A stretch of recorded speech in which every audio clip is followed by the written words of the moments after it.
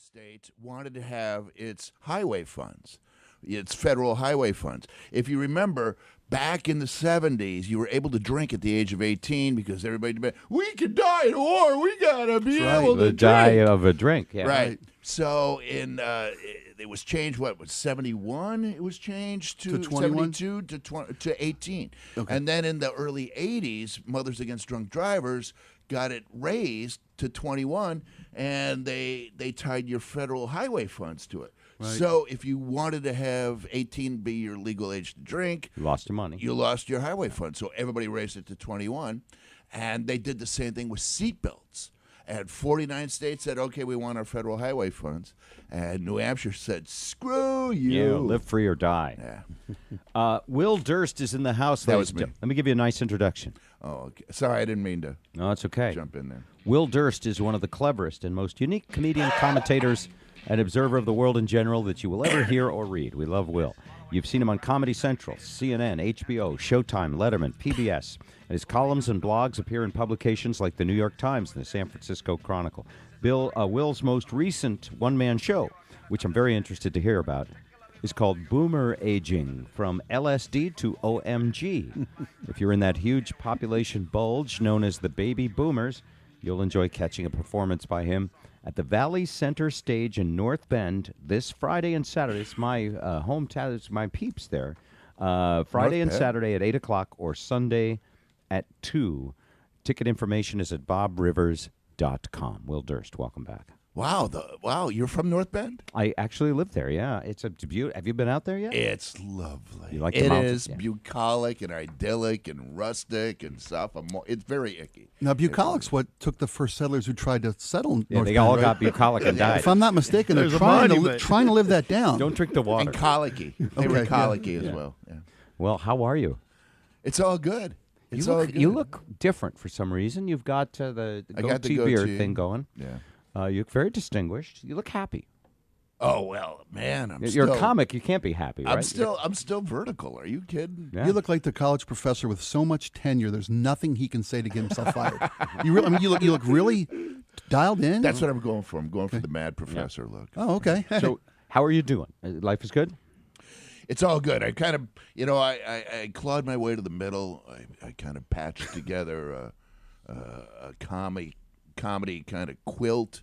I'm writing. I got a little syndicated column that goes out to like 30 newspapers, and I never know which until I get an angry email from Osceola, Florida, or then you know Prescott, Arizona. They hate me in Prescott, Arizona. So what's your column about?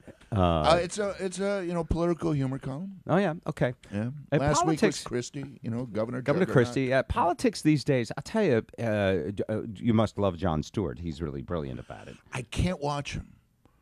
I'm not allowed to. Is that because you don't want to be influenced by his writing? Exactly. Okay, I understand. Both ways, because I might think of a joke 2 months later and it bubbled up from his show, or the reverse. I'll see one of my jokes on his show, and sometimes it can happen through sheer serendipity because two people write, and sometimes his writers might be a little more aggressive and be, searching the web for others. Right. And then when I try to do that joke on stage, I stutter step because I'm worried that the audience might have thought that I ripped it off. Right. So just be yourself and don't worry about it. If I don't know about it, I don't stutter step and I still have confidence. So you're San Francisco, right? Yeah, the 415. The 415. One of the hated ones. And congratulations on a wonderful win. You were there. Now, you saw it. No. I mean, there in your living room watching. Yeah. Oh, my God. Yeah. And now you have the responsibility of beating Denver because we must keep Peyton Manning from winning 2 Super Bowls with 2 different teams because that puts him in the pantheon. And I'm rooting for Eli right now. I'm, because Eli and Peyton both have 1 Super Bowl apiece. No, Eli's got 2.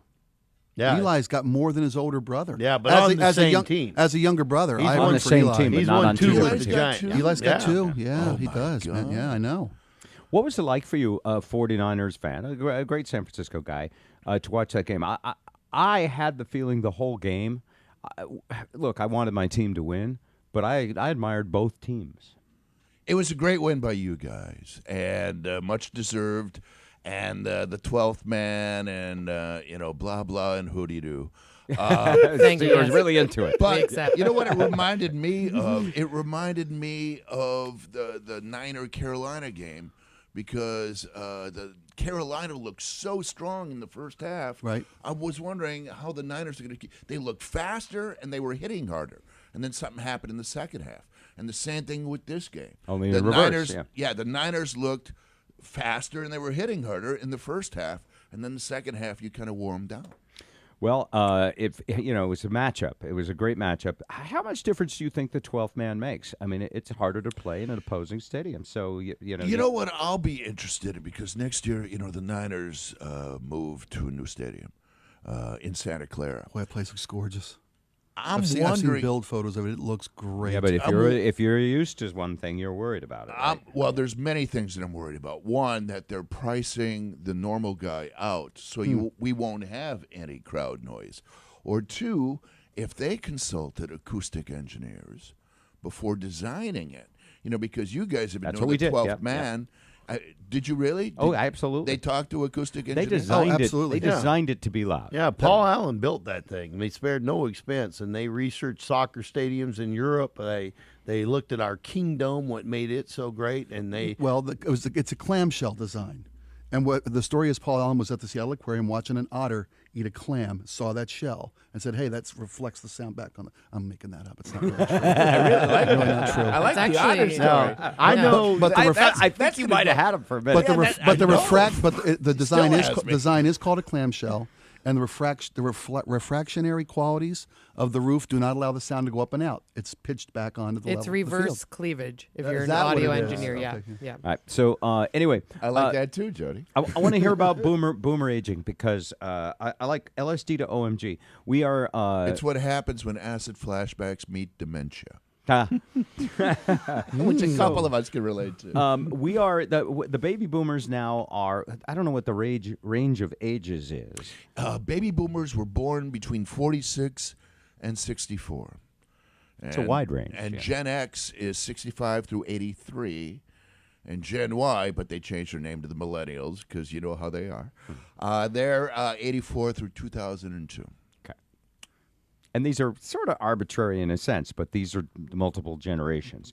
The baby boomer, that means now is in his really 40s, 50s, not 40s. 50s to 60s, 70s, right? 46, he'll be 68 this year, and 64, they'll be hitting 50. Yeah. Okay. Everybody will be hitting 50. And it's everybody will have their AARP card by the end of this year. Right. And so is this our last hurrah? What are we experiencing? I mean, we're on Facebook as much as young people. In fact, some young people aren't interested as much as older people. Well, no, everybody in Congress is just about as a baby boomer, right? I mean, we're running the show. All this, the 50 to 70, all the CEOs, all the politicians, they're all boomers. Well, right now, right? But in terms of show business, trying to get a gig, forget about it.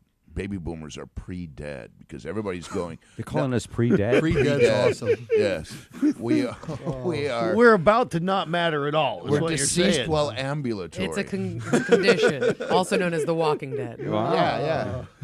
But I mean, you guys know demographics because you're in radio, and right? Everybody's looking for what 18 to 34. Well, 18 to 34, not so much because the advertisers kind of realized. Here's the thing about 1834. 1834 is when you develop a brand loyalty that you might carry your whole life. But 1834-year-olds, where do you think they get their money?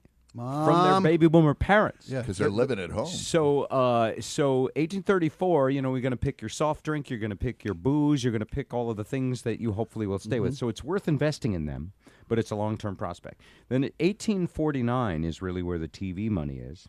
And then 2554, which was always called the money demo, but now it's kind of 35 plus because, again, these are the people that have most of the money. And there was they call it the baby boom for a reason. Lots of babies were made. And there's more of us. There is a massive chunk of people. But the knock on people our age is we're harder to convince to try something new.